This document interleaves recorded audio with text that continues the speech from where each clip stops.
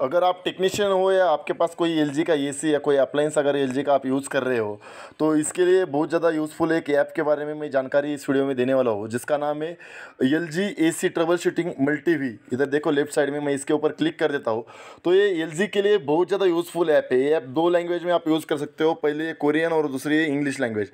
अपन जैसे इंडियन आदमी कोरियन तो शायद नहीं समझ पाएगा, अगर समझ रहे हो तो आप कोरियन में यूज़ करो, नहीं तो इंग्लिश में यूज़ करो। तो इसके अंदर स्प्लिट एसी से लेके वीआरवी सारे, मतलब एलजी के अंदर जो भी टाइप के एसी आते हैं उसके सारे के एरर कोड और उसकी डिटेल्स जानकारी इसके अंदर देखने को मिल जाएगी। मतलब उस एरर को कैसे ट्रबल शूट करने का है, कैसे फाइंड आउट करने का है, कैसे रिजॉल्व करना है, उसका पूरा डिटेल्स इस ऐप में आपको मिल जाएगा। जैसे कि एलजी में एरर आता है CH1 CH2 CH3, तो आपको CH डालने की जरूरत नहीं, इधर डायरेक्टली ऊपर अपने को खाली कोड इंटर करना है। मतलब 1 2 3 4 5 6 जो भी एरर कोड आ रहा है CH1 CH2 ऐसा, तो खाली 1 2 इंटर करना है। जैसे कि मैंने CH1 इंटर कर दिया, तो इधर 1 इंटर करके सर्च दबाऊंगा तो इधर डिटेल्स लिख के आएगा। जो 1 है CH1 जो एरर है, indoor unit air sensor error, मतलब इंडोर यूनिट के अंदर जो लगा हुआ है एयर सेंसर एरर, मतलब रूम टेम्परेचर सेंसर, उसका ये एरर है CH1, राइट। तो ये क्यों आ सकता है, मतलब error find indoor unit sensor open और शॉर्ट, मतलब इंडोर यूनिट अगर सेंसर ओपन हो गया या शॉर्ट हो गया अंदर के साइड में, तो ये एरर आ सकता है। इसका मेन रीज़न है indoor unit PCB wrong connection, मतलब कनेक्टर अगर ख़राब हो गया है, उसका कनेक्शन ख़राब हो गया है इंडोर यूनिट पीसीबी के अंदर का, तो भी एरर आ सकता है। इंडोर यूनिट पीसीबी फेलियर, मतलब सेंसर को आने वाला जो वोल्टेज होता है 5 वोल्टेज या 3.3 वोल्टेज डीसी सप्लाई जो सेंसर का आता है, अगर वो पीसीबी से नहीं आ रहा है तो भी ये एरर आ सकता है। तीसरी चीज़ है अगर सेंसर प्रॉब्लम, मतलब सेंसर प्रॉब्लम ये मेन रीज़न है, मैक्सिमम ये बाकी ऊपर वाले 2 रीज़न है, ये कॉजेज ज़्यादा आते नहीं है, लेकिन जो सेंसर के अंदर फॉल्ट, मतलब सेंसर ओपन या शॉर्ट बहुत बार अपने को देखने के लिए मिल सकता है, तो इसके वजह से ये प्रॉब्लम आ सकता है। अगर इसको किस तरीके से ट्रबल शूट करना है, इसको दिया हुआ है error diagnosis and counter measure, किस तरीके से करना है एरर को, इसकी डिटेल्स दी हुई है। मतलब पहले अपने को सेंसर का कनेक्टर देखना है, कनेक्टर पीसीबी में जो कनेक्ट किया हुआ है, अगर वो अच्छा नहीं है तो उसको अच्छे से कनेक्ट करो, अगर वो अच्छा है तो उसका रेजिस्टेंस चेक करो, राइट। अगर रेजिस्टेंस मतलब सेंसर का रेजिस्टेंस वैल्यू चेक करो, तो अगर रेजिस्टेंस नहीं आ रहा है या से ओपन दिख रहा है या शॉर्ट दिख रहा है तो सेंसर को चेंज कर दो। अगर रेजिस्टेंस भी आ रहा है तो पीसीबी के अंदर का वोल्टेज चेक करो, राइट।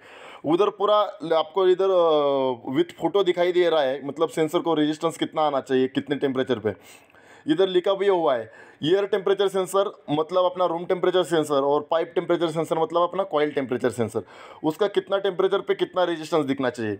तकरीबन जो रूम टेम्परेचर सेंसर है उसका 25 डिग्री सेल्सियस पे 10 किलो ओम के करीब रेजिस्टेंस दिखना चाहिए, और जो अपना पाइप टेम्परेचर सेंसर है उसका रेजिस्टेंस 25 डिग्री सेल्सियस पे 5 किलो ओम के करीब रेजिस्टेंस दिखना चाहिए। मतलब अगर टेम्परेचर कम हो गया तो रेजिस्टेंस बढ़ जाता है, टेम्परेचर बढ़ गया तो रेजिस्टेंस कम हो जाता है, उसके हिसाब से रेजिस्टेंस कम जाता हो जाएगा। इधर कनेक्टर कहाँ पे कौन सा लगने वाला है वो भी इधर एरो मार्क करके दिखाई दिया हुआ है, राइट। ये ऐसी अलग अलग डिटेल जानकारी आपको इसके अंदर देखने के लिए मिलेगी। दूसरा कोई एरर कोड अपन सर्च कर देते हैं, जैसे CH5 अगर कोई एरर कोड है तो देख लेते हैं एक बार। CH5 एरर कोड अपना indoor and outdoor unit communication error, मतलब इंडोर टू आउटडोर यूनिट के अंदर जो कम्युनिकेट होता है, जिसके लिए अपने पास एक केबल के अंदर एक कम्युनिकेशन केबल होती है, उसका अगर कुछ इश्यू हो गया, मतलब वो कम्युनिकेशन का एरर आने के बहुत सारे रीज़न है, उधर सारे रीज़न दिया हुए हैं। Auto addressing is not done, मतलब उसने ऑटो एड्रेस नहीं किया। Communication cable is not connected, अगर कम्युनिकेशन केबल कनेक्टेड नहीं, शॉर्ट सर्किट कम्युनिकेशन केबल वो शॉर्ट सर्किट हो गई तो भी एरर आ सकता है। Indoor unit communication circuit fault, मतलब इंडोर यूनिट के पीसीबी के अंदर जो कम्युनिकेशन का जो सर्किट बना हुआ है उसमें भी फॉल्ट हो गया तो भी ये एरर आ सकता है। Indoor unit communication circuit outdoor unit communication circuit fault, मतलब आउटडोर यूनिट के पीसीबी के अंदर भी प्रॉब्लम हो सकता है।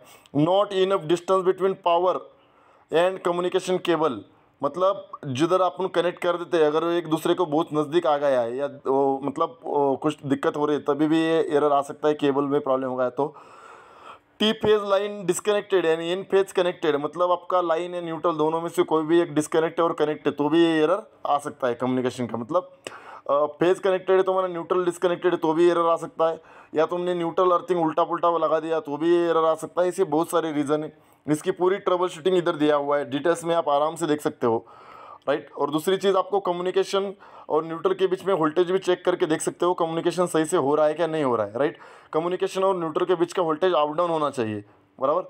वो मतलब वोल्टेज फ्लक्चुएट होना चाहिए कम्युनिकेशन और न्यूट्रल के बीच का।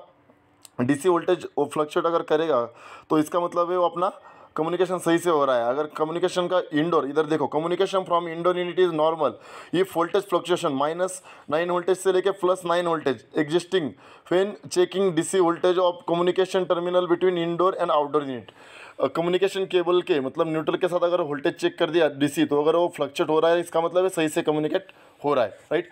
दूसरा वो और एक एरर चेक करके दिखा देता हूँ, CS10, इधर 10 डाल के सर्च कर देता हूँ। 10 एरर होता है अपना indoor unit BLDC fan motor failure, मतलब डीसी जो फैन मोटर होती है इंडोर यूनिट के अंदर, उसमें अगर कुछ फेलियर आ गया, मतलब मोटर ख़राब हो गई या मोटर को आने वाला सप्लाई नहीं आ रहा है, तो भी ये एरर आ सकता है। तो अगर आपको BLDC मोटर किस तरीके से चेक करना होता है, उसको अगर चेक करने का वीडियो देखना है आपको, तो अपने चैनल के ऊपर भी है, मैं वीडियो के डिस्क्रिप्शन में उसका लिंक भी डाल दूंगा, वहाँ पर भी जाके आप BLDC मोटर को चेकिंग का वीडियो देख सकते हो। इधर देखो ये एरर किस वजह से आ सकता है, मोटर में फॉल्ट होगा है तो भी एरर आ सकता है, इंडोर PCB में फॉल्ट है तो भी एरर आ सकता है, या कनेक्टर सही से कनेक्ट नहीं है तो भी ये एरर आ सकता है।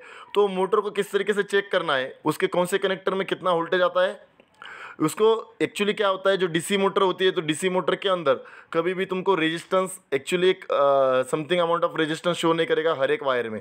अगर आप 4 नंबर वाली वायर, 4 नंबर मतलब जो अब देखोगे रेड 1 नंबर है, उसके बीच में 2 जगह खाली है, चौथे नंबर पे लगे हुई है ब्लू, फिर ब्लू के बाद अपनी लगा हुई है, ब्लू के बाद लगी हुई है, थोड़ा कलर इधर ब्लर हो रहा है, लेकिन मेरे हिसाब से इन्होंने कलर इधर बता दिया होगा। तो नंबर देख लो, इधर 1 नंबर, 4 नंबर, 5 नंबर, 6 नंबर और 7 नंबर, राइट। 1 और 4 के बीच में अगर रेजिस्टेंस चेक कर दिया तो रेजिस्टेंस नहीं दिखेगा। 5 और 4 के बीच में अगर रेजिस्टेंस चेक कर दिया तो 100 किलो ओम के करीब दिखेगा, और 7 और 4 के बीच में भी तकरीबन 100 किलो ओम। ये रेजिस्टेंस की वैल्यू ब्रांड के हिसाब से वेरी हो जाएगी, आपको इसको वोल्टेज के ऊपर ही चेक करना पड़ेगा। अगर वोल्टेज के ऊपर चेक करना है तो उसका लिंक मैं डिस्क्रिप्शन में डाल दूंगा, राइट। इस तरीके से ये LG का LG मल्टीवी बोल के एक ऐप है, ये आपको मार्केट में कहीं नहीं मिलेगा। अगर आपको डाउनलोड करना है तो मुझे कमेंट बॉक्स में जाकर कमेंट करो, मैं आपको इसको दे दूंगा। इसके अंदर अगर आपको कुछ डाउट रहेगा तो भी कमेंट करो, अपने चैनल को सब्सक्राइब करो। Thank you everybody, thank you so much.